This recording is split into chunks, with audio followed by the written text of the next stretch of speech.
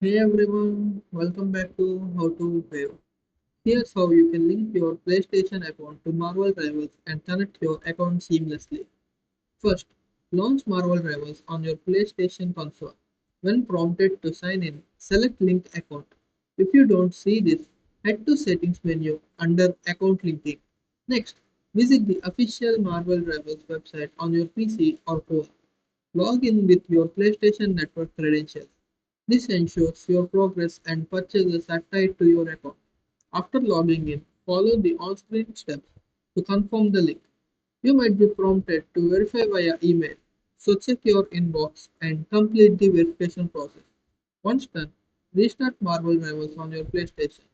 Your accounts will now be connected and any saved progress will sync automatically. Thank you for watching How to Win.